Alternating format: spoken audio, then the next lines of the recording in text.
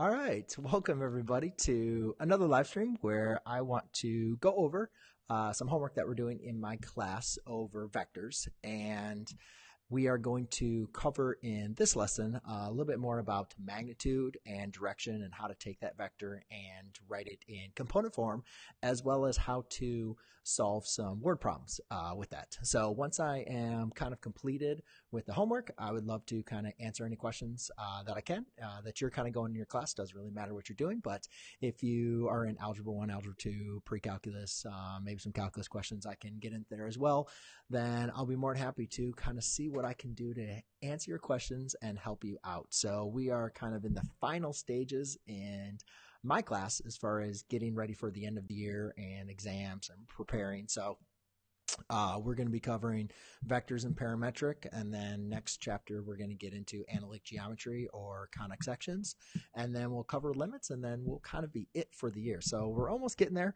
I do have some test prep ideas that I'd like to kind of get in order to kind of help you guys out with your exams as they come up. But that's kind of some updates that I have for you guys is what I'd like to be doing on my channel for future kind of live streams. So for right now, I'm just going to kind of get into my app here where now I will just kind of go over some of the homework problems that I assigned to my students. And I kind of moved everything around, so hold on a second. Sorry about that. All right. Forgot to pop out. There you go. Should have popped out the chat here earlier so I can go ahead and check out everything. But now I am up and running, and I see some of you guys have already shown up. Tina, hi. Penke, hi. Ben reacts. Thanks for joining in. I'm not sure. Pakaj, Verma, what you are expecting for me to be doing next, but I will go ahead and get going on my homework for you, at least on that. So let's go ahead and get started on the first problem. And again, guys, as I mentioned, if you're just getting into the chat, if you have some questions or you'd like me to answer any questions on any kind of work that you're going over, just feel free to check in the chat. I'm going to do some homework, which will probably take about, 20 minutes that I'm just going to kind of work my way through. And then once I'm kind of done with that, feel free to ask any questions. So that's kind of it. I'm going to go ahead and get started here. And all right, so their homework, I'm just going to label this for my students because they know, so they can remember, make sure that they're doing they're checking their work on their correct homework. So we're working on page 465, and the first question that we worked on was question number 24. All right, so on this question number 24, it's saying find the unit vector and the direction of the vector and write your answer in component form and as a linear combination. So, I'm sorry. Wrong description. This one says just find the unit vector in the direction of the given vector. So in this example, we have W equals 5I plus 5J. Okay, so there's a couple things we need to basically remember about the unit vector. We're going to look for the unit vector U, and the unit vector U, remember, has a magnitude of 1. Okay, so the basic idea for the unit vector U is to really take the vector, which we have W here, and I'm just going to take the vector W and then divide it by its own magnitude. And basically, if you think about that, if you look at a vector and it has a given magnitude, which would be kind of like its length. So let's just say the length is 5. If you divide that length by 5, then you're going to get a vector that's in the same direction, but it's going to be, now have a magnitude of 1. So that's basically all we're doing here. We could write this in component form if we don't like linear combination. I went over that with my class that day that we covered this, so they're pretty familiar with at least converting between component form and a linear combination. But it doesn't really matter. Either way, the first thing we need to do is find the magnitude. And the magnitude of W is basically going to be equal to the first component squared, or the square root of the first component squared plus the second component squared. Let me move my thing over here a little bit so I can get better better angle. So therefore, when we go ahead and do that, I'm going to get the square root of 25 plus 25, which that obviously equals square root of 50. Now, when we're taking the square root of 50, we want to obviously simplify this, especially if we're taking a multiple choice, test or exam. They're going to have the answer simplified. So I'm going to break up the square root of 50 since 25 is a square number and it divides into 50. I can rewrite this as the square root of 25 times 2. Well, now I can take the square root of 25, which is just equal to 5, and therefore I'm left with 5 radical 2. Okay, so now going back over to this original example of the unit vector, all I'm simply going to do is take my vector w, which is 5i plus 5j, and I'm going to divide that by 5 square root of 2, which is the magnitude.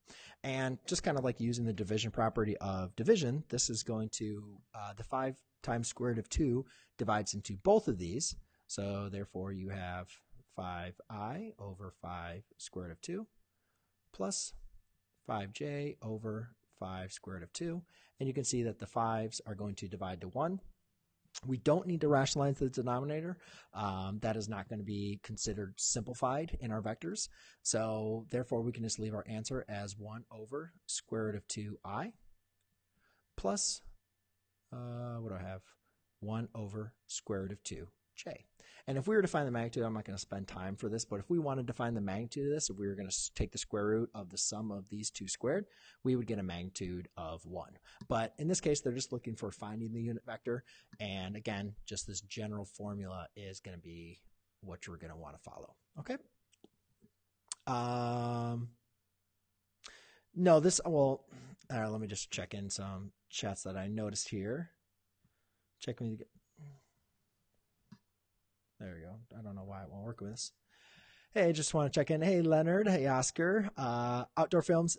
It's not for my class only. I just assigned some homework, and I just want to go over the homework. So typically, vectors is covered in the later part of the year for those of you that are in pre-calculus or covering any of the vectors. So I'm just going to go over the homework for my own students, but obviously I wanted live stream it for any student that is, currently in vectors or going to be coming up to vectors.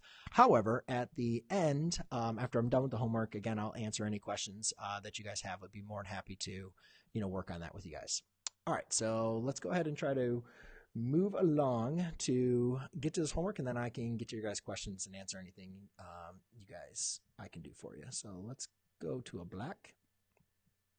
All right, so the next one is question number 30. And on question number 30, it states, here I need to write the component form of the vector.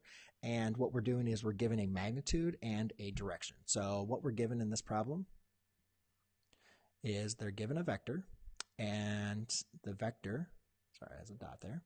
Vector has a magnitude of 14 and an angle of 55 degrees. So what we just, what we talked about in class is there's kind of basically three forms.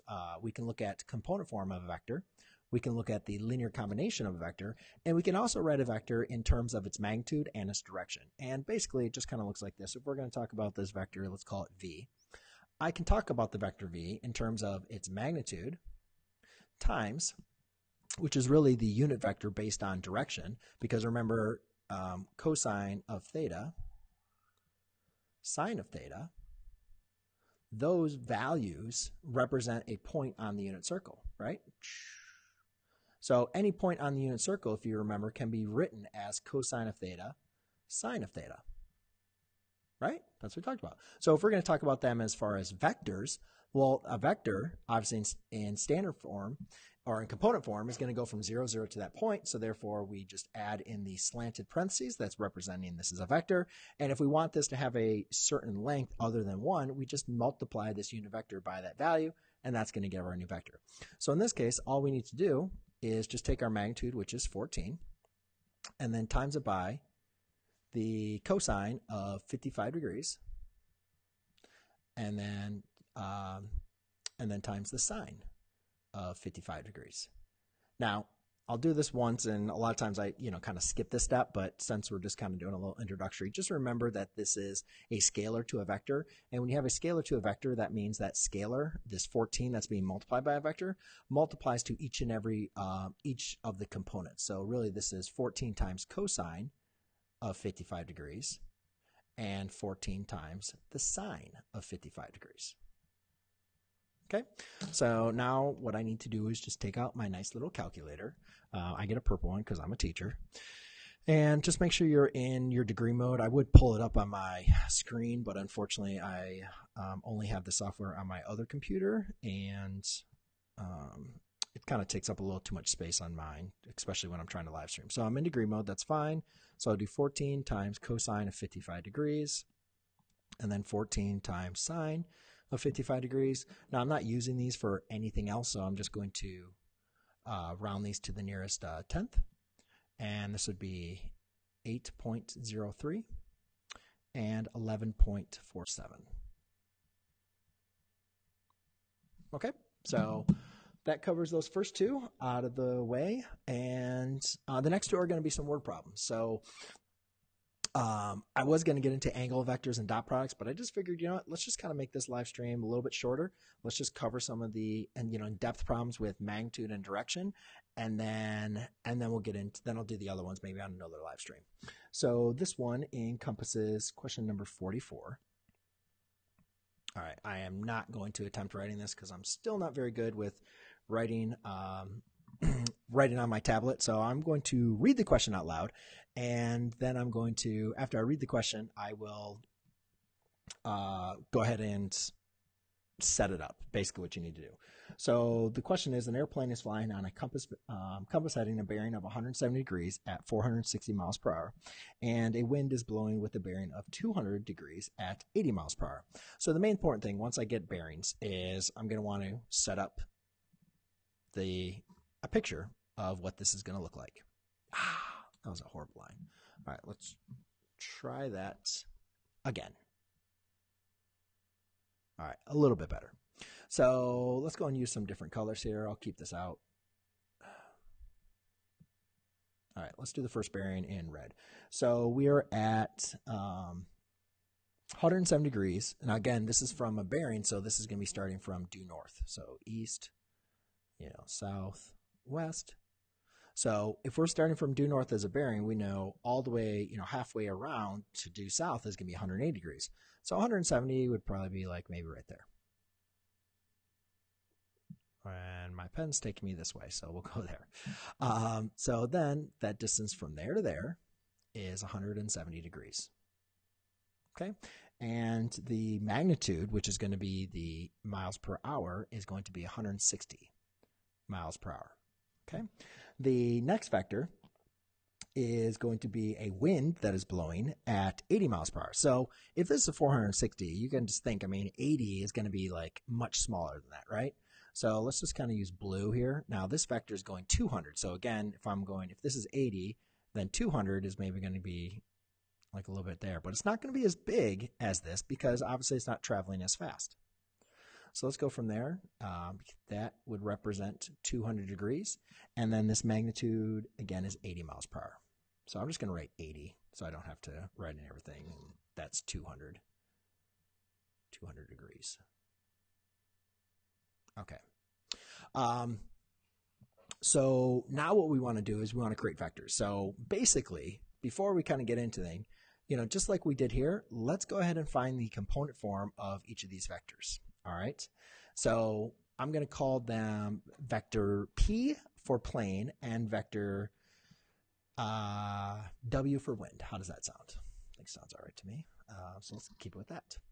So the plane vector is going to be its magnitude. Now, again, remember if this step, I could write the magnitude on the outside and then multiply through, or I could just distribute the magnitude, from initially. So why don't we just go and do that? Multiply the magnitude times the direction. So this vector is going to be 460 times the cosine of 170, comma, 460 times the sine of 170. Sorry, 170 degrees. Okay. And then the wind vector is going to be the magnitude, which is 80, and that's going to be times the cosine of 200 degrees. And then it's going to be times 80 of the sine of 200 degrees. But we got to be able to check. And I wasn't really thinking, I don't know if it's a live stream or whatever else, but nobody I think has mentioned anything on it, so let's go and talk about it. So when you're looking at this, those angles are correct based on the bearings. But remember, your calculator does not compute bearings. Your calculator computes angles from standard form, meaning it's computing angles from here, from the positive x-axis, okay?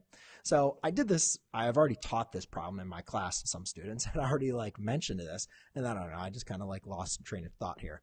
So we don't want to plug in 170 degrees into our angle. All right, that's a very, very common mistake, and it's either people aren't paying attention like me today, or they just kind of don't understand the difference. 170 degrees is the bearing, right? And that's used with navigation, but your calculator only computes your angles from the standard form. So even if this is 170 degrees, we got to find the angle from there to there. Equivalently, we also have to find this angle from here to here, okay?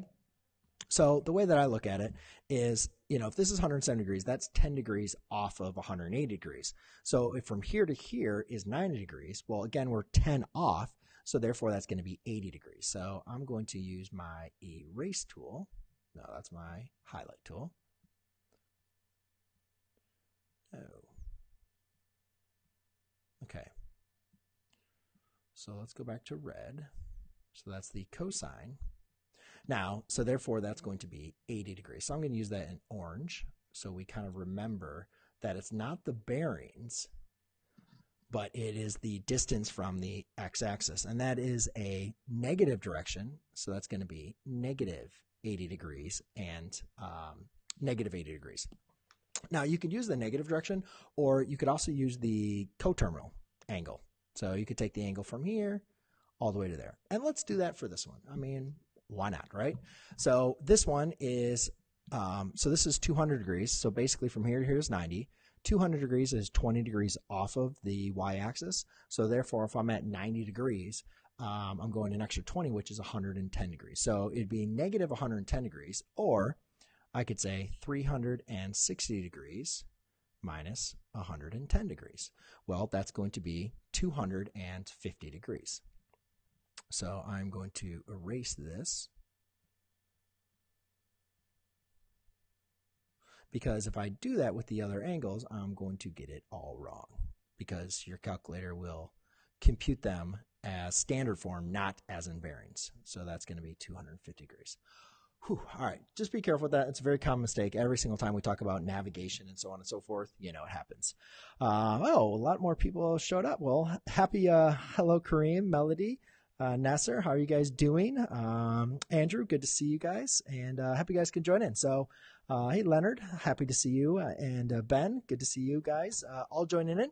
And I only got one more question after this, guys, and then I'll get into any kind of questions I can answer for you.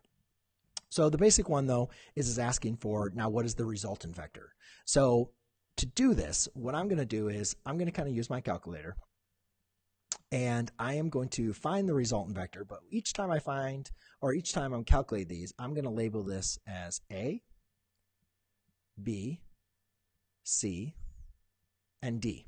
Okay, so when I plug these into my calculator, I'm going to store them as A, B, C, and D. And what you'll see is that's just going to make my work much, much easier using a calculator to storing them. Now, if you don't have a calculator that can store, write down all the digits. Just make sure you don't use rounded answers. Use the full, complete answer that your calculator gives you. So anyways, my resultant vector is basically going to be A plus C, comma, B plus D. Okay? So let's go ahead and figure out A. So to figure out A, I'm going to do 460 times cosine of 80 degrees. And I'm just going to store that as alpha A. Okay, then I'm going to do 460 times sine. Oops, did I not type in? No, I didn't type in negative 80. Got to be careful with that. All right, let's do it again. 460 times cosine of negative 80, because you can see that negative is really badly written right there. There you go. Negative 80. There we go. Let's store that as alpha A. All right, and then we'll do 460 times sine of negative 80. Good. I'm going to store that as alpha B. And then I have 80 times cosine of 250 degrees. Again, you could have used positive 250 or you could have used negative 110. Either one would work. And answer that, and I'm going to store that as alpha A. And then last but not least, I have 80 times sine of 250, and I'm going to store that as alpha D. You got to be kidding me. Alpha D. I restored over. Stored as alpha C. 460 times cosine of, this is supposed to make my life easier, not harder. Okay. Store alpha A. So what I'm going to do is I'm just going to go back and make sure. Okay. I think I got everything. So for A, I'm just going to show my work just in case if I accidentally typed in something wrong. A equals 79.88. I'm just going to round these. For B, I got negative 453.01. For C, where is that? There we go. For C, I'm getting negative 27.36. And then for D, I'm getting negative 75.18. And again, these are rounded, but I don't like to use the rounded answer in any of my calculations. I'm using the full ones. That's why I stored these. So again, to go back to my resultant vector, the reason why this is nice is I can just now you could plug this all into your calculator all at once, and that's fine. I just wanted to show my steps as far as what I'm doing. So in this one, I'm just going to do alpha A plus alpha C. Okay, alpha A plus alpha C. And that gives me 52. Now, this is my final answer. So therefore, I am going to, I'll round this 51.52. I'll round this to the nearest tenth. And again, depends on whatever your question is, you know, your homework, what you're going to round to. And then for the next component, I'll do alpha B plus alpha D. And I get negative 529. Negative 528, sorry, 0.19. Okay, so before moving any further, we want to make sure this kind of like makes sense, right? So if we were going to look at this as far as like component form, first of all, we have the wind, which is going down, but to the west, right? So we're going down and to the west. And then this other vector is we're going down and to the right. So obviously it's going to kick our vector back to the west a little bit. Like the wind is going to push it back a little bit. But it's also, since it's at the tail, it's a tailwind, it's also going to make our plane go faster. So it kind of makes sense here that this vector here, and if I was going to find the magnitude, which I think it does ask me, find the component form and of the velocity. No, find the actual ground speed. Yeah, so we got to find the ground speed. So therefore, I'm going to find the magnitude. But it kind of makes sense, though, that this vector is going to be to the right, right? This resultant vector, let's see, green looks fine. It looks like the resultant vector is going to be somewhere like that, right? And if you just use the tail to head method to sketch those two vectors, if you take this vector and then put it right at the end there using the tail to head method, you would say that your resultant vector is going to look like that. Now, to find the magnitude, okay, let's just store these as E and as an F. So what I'll do is I'll just go back to my two answers, and I'm just going to store them as alpha E. Oops. So let's store alpha E. Now I'm going to be using these, so it's important to have them stored. And then stored as alpha F. Alpha F. Okay, so again, to find the magnitude here, all we're simply going to do, man, this problem takes a while. All right, we're going to wrap it up with this one. So in this example, we're just going to do the magnitude of E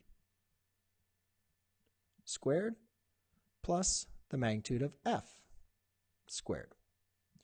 So I'm just going to type this into my calculator here. So let's see, I'll do alpha E squared plus alpha F squared, and then take the square root of that answer, which I could have written in the before, which is going to give me 530.79.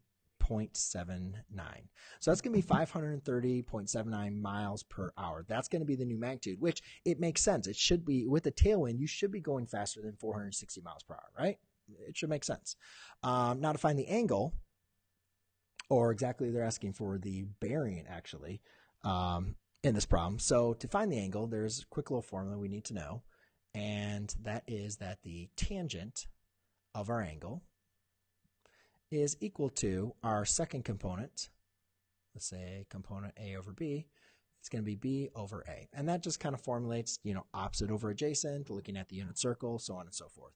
So in mine, so if I want to solve for theta, therefore theta equals tangent inverse of B over A. So in this case, what the heck is that? Is that an F? It's supposed to be an F.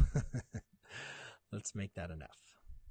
So here, my second component is F, so I can say tangent inverse is going to be F over E. It just makes it a lot simpler to have these numbers stored in my calculator. I mean, you guys can see the rounded answers here, and if you use my rounded answers, you'll get pretty close to them, but you just want to be aware or be careful with using rounded answers. You'll start getting, the more calculations you do, the further and further you're going to be off from the real answer. And obviously, depending on the accuracy of the problem, that could be the difference between getting the problem right and wrong. So I always like to store them when it is possible. So I have F divided by alpha E, and that gives me negative 84 degrees. So I can say theta equals negative 84, and I'll round this to the nearest to the nearest 10th degrees. Now, if I wanted to talk about bearings, you got to think that green angle is right there, right? So there's negative 84.32. And that kind of makes sense too, because remember the original angle was, roughly, what do we say it was? It was negative 80 degrees, right? So you have this wind that's pushing you to the west is going to push you over. It looks like it's only going to push you over, 4 degrees, because also it's pushing you down south. So this makes sense. If we wanted to write this as a bearing, since the problem was talking about bearings, basically what we have is 84 degrees plus 90 degrees, right? Because the bearings start at due north. So I could write this as a bearing of 174.32 degrees. And again, all I'm doing is adding 90 degrees, because from here to here is 90 degrees, and then from here to here is 84. Even though it's in the negative direction, in bearing terms, that's in the positive direction. Okay? All right, guys. So that is kind of cuts it here for me. Looks like I have some couple new people in. Alan, sorry about this. Kareem, Be Fresh, Buzz. Ooh, that looks like a really good. I don't know how to pronounce your name though, and I don't even want to put this. Buzz is in here, so welcome, guys. I'm just kind of wrapping up. At least just covered my homework. At least kind of the more difficult problems I'd say in the homework.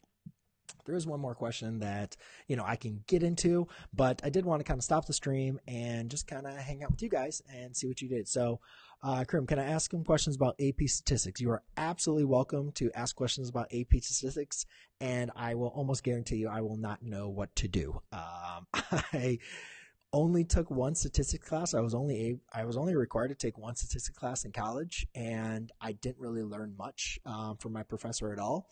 So that's about the extent of my understanding in statistics. Now, I did teach Algebra 2, and in the new kind of curriculum, we've gone into much more teaching of probability and statistics. And, I'm aware of some general items, but as far as giving you help or, tutoring anybody in statistics, you can see that I have very, very little videos. And however, that is something that I would like to explore a little bit more, because I feel like statistics is something that, is something that's really applicable to many, many students, regardless of what profession they want to do or, where they want to go.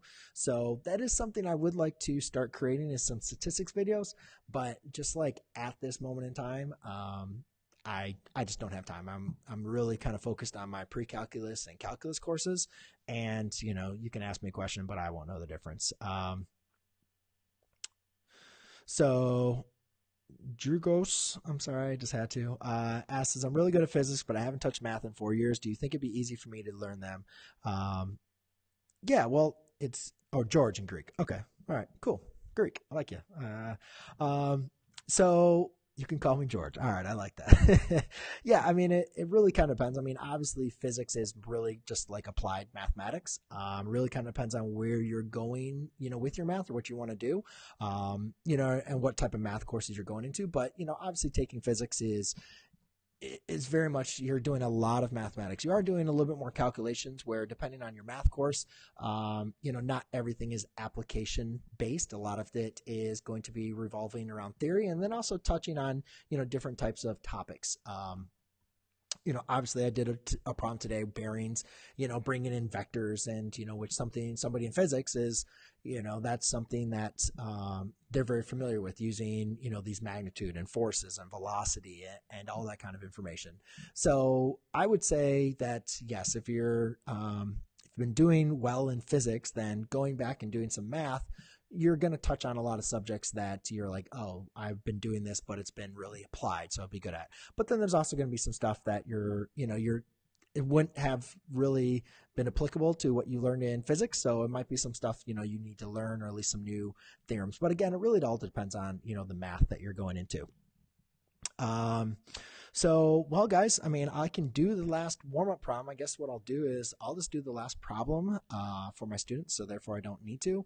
However, I will kind of keep on checking back into the live stream. So if you guys do have a question for me, just let me know, and I'm more than happy to, take a break because I don't know. That's it. So, all right, the last question I have, at least for this one, is question number 51. So it's another bearing question. And this one says, a ship is heading due north at 12 miles per hour, and the current is flowing southwest at 4 miles per hour. Find the actual bearing and speed of the ship. Okay, so let's go ahead, and so this is question number 51. So let's go ahead, again, whenever we're dealing with bearings, just get your compass heading. So north, east, south, west. All right, that's like the bare standard when you're doing that. Kareem, I'll get to your question in just a second. Let's set up this equation first. So then it's heading due north at 12 miles per hour. Okay, so let's change the color here. And so we have this vector. Let's erase this one.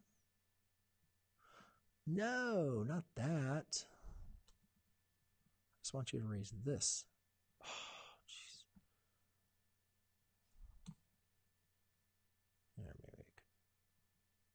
Stupid. All right, whatever. I'm just going to go back. There you go. Whatever. We're just going to roll with it. So it's heading due north, so it's no direction here at 12 miles per hour. Okay. And then you have a southwest the current is flowing southwest at 4 miles per hour. So southwest is going to be, right directly between south and west. So let's do another vector here. But it's 4 miles per hour, so it's going to be smaller than 12 miles per hour, right? And then what we want to do is find the actual bearing and speed of the ship. Okay, so we're going to want to create two vectors, just like what we kind of did today, or in the last problem. So we're going to have ship, and we're going to have current. So I'll get to writing those in just a second. Let me just kind of check to see what other questions. So, hey, thanks, Ali. I really appreciate it, from Pakistan. I love the fact that I can really reach people all over the world. I think that's just an amazing thing, especially people that are just looking to learn math. So, Kareem asks, I heard that you're good. I heard that if you are good at Algebra 2, you don't need to know pre-calculus that well to do AP Calculus. Is that true? No, I would say that is not true. I think if you're good at Algebra 2, that gives you a very strong standing to do well in AP Calculus. What pre-calculus is, the reason why we get into the pre-calculus, it really kind of depends on the calculus, obviously, or what you're getting into with calculus. So here's what we talk about in pre-calculus that I think gives you a stronger foundation than just going from algebra 2 to pre-calculus. So first of all, pre-calculus gets into trig, or if you're taking a trigonometry class, algebra 2 might cover maybe like a week or two of trig. You need a lot more examples and practice of trig to do well in AP Calculus. So the trig is a huge part. I mean, we cover a lot of trig and pre-calculus. That's about half of the topic, or half of the course, just about. The other thing is we spend more time with functions and continuity, and that continuity is one of the overarching, not really overarching, that's, limits and derivative and integrals, but understanding continuity and continuous functions is very important. So we spend a lot of time in pre-calculus really developing that thought. That with trig, and then obviously if you're taking ABBC, you're going to get into series and sequences. You're also going to get into polar and parametric. Those are topics that are covered in pre-calculus that, not necessarily are they covered very in depth in pre-calculus for calculus, but I think they would give you, a lot, they prepare you, they give you a good insight as you get into calculus. But obviously having strong algebra 2 background is one of the more important things that students need to know for AP Calculus. Okay, off my rant. Let's go and finish this problem. But thank you for the question. Great question.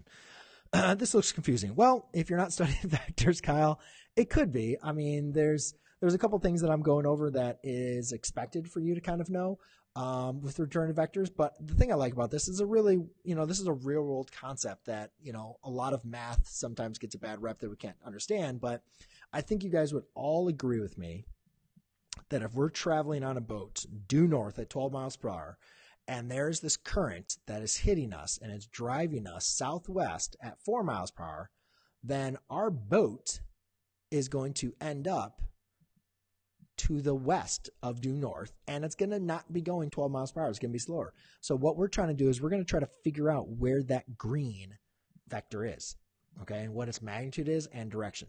So we're going to set up two different vectors here. The first vector, is going to be the ship.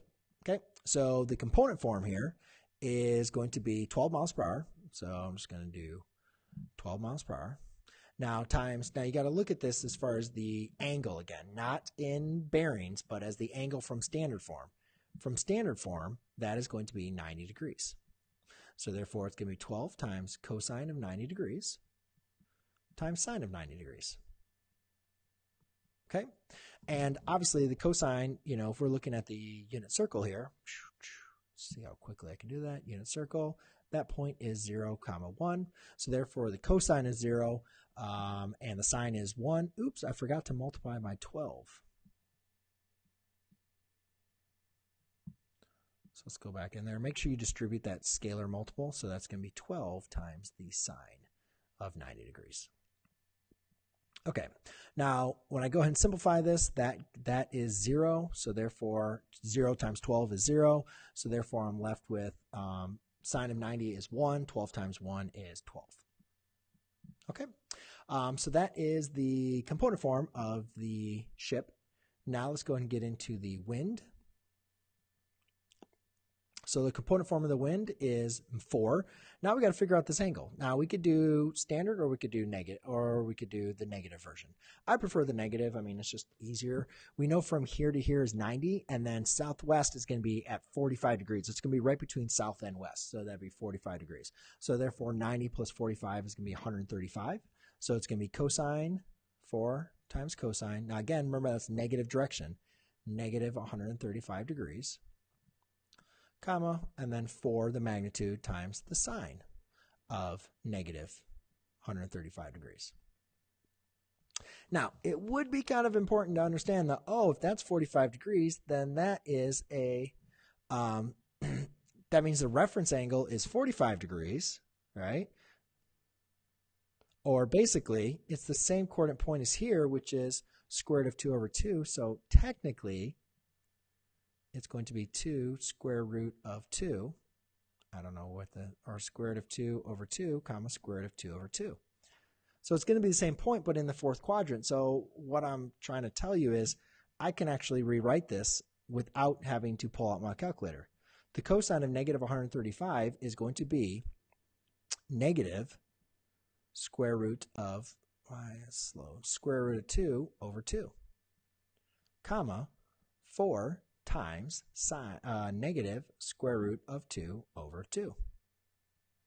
So this might be a question that would be asked when I don't have a calculator. So it would be helpful to kind of understand that, as you know, you can convert this to radians maybe to help you out, but you notice that the reference angles here are both going to be 45 degrees. Therefore, it's the exact same point as in my first quadrant, but it's just in the third quadrant, so both terms are negative. So therefore, this vector is going to be negative 2 square root of 2, comma, negative 2 square root of 2. Okay? So now when I want to find this green vector here, my resultant vector, which I believe I'm trying to find, is find the actual bearing and speed of the ship. So yeah, we got to find the resultant vector. So all the resultant vector is, guys, is my first two components added. So that's 0 plus negative 2 square root of 2, comma, 12 plus negative 2 square root of 2. Okay, so you know, in this case, I'm just gonna, let's figure them out, what they're going to be. So this one is obviously negative 2 square root of 2, and let's see here. Let's do I want to do a decimal? Let's just leave it as this. I like exact answers, anyways. Plus negative 2 square root of 2. Okay, now if I want to find the magnitude, am I off on here? Ooh, that's really dark. Did anybody say anything? Sorry about that. All right, let's find the magnitude of R. Stop that. Okay, so to find the magnitude of R, I'm basically going to square the first two terms. So I'm basically going to have negative 2 square root of 2 squared, which is, then take the square root of that. So let's actually just compute this. So what this is, I'm going to type this in my calculator. So it's going to be negative 2 square root of 2 squared plus 12 plus negative 2, or really, I should just write that as minus, right?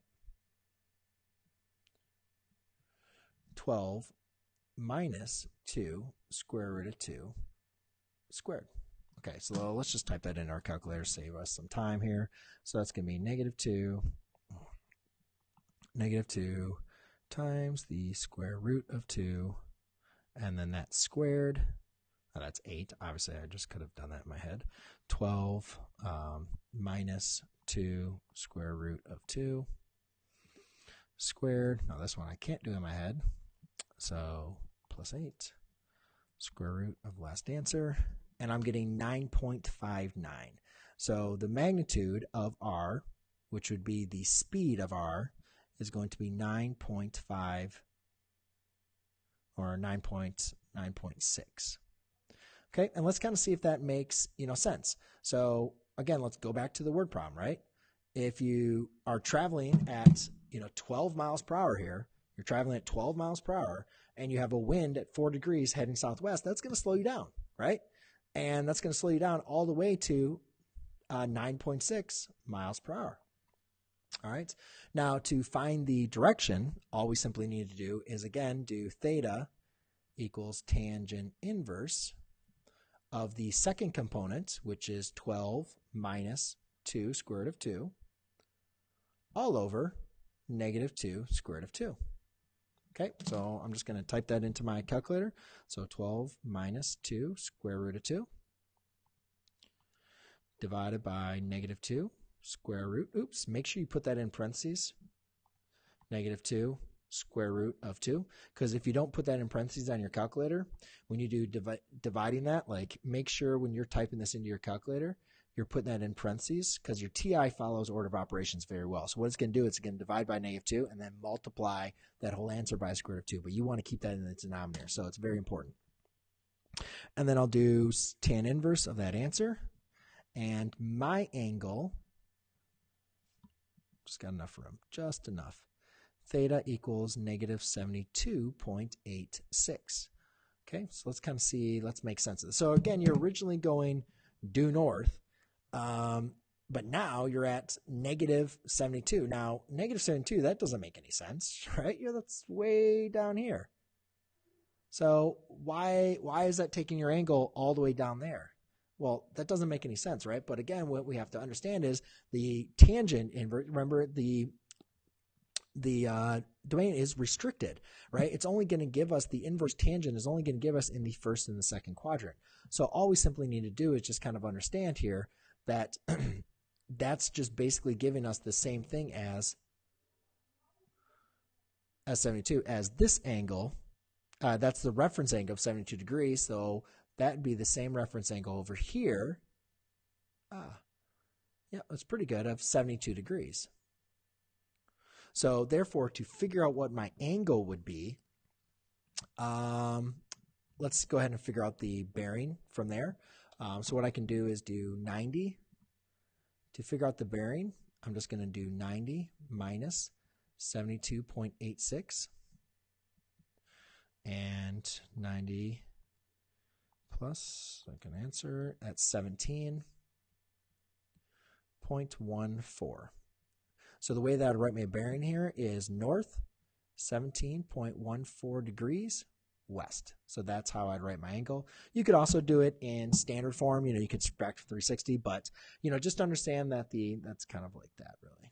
I don't know. Sorry, still kind of a little tricky writing with this thing, but the main important thing is just understanding where your angle is supposed to be and then what the tangent gives you. So, all right, guys. Well, that is kind of about it. Hopefully that helps, maybe even for you, Kyle, or Havana, Cuba. Kareem, hope you guys all enjoyed. I really appreciate you guys hanging with me. And going in, I will plan on doing another live stream. I'm not out of town this Friday, so if you guys want to join me again for my next live stream, I will do the next homework that is going to be on vectors, and then we'll get into parametric equations. But then again, guys, if you have some questions that you'd like to ask, let me know. If you would like me just to maybe do an open Q&A format where I'm just here to answer questions that you guys have, let me know.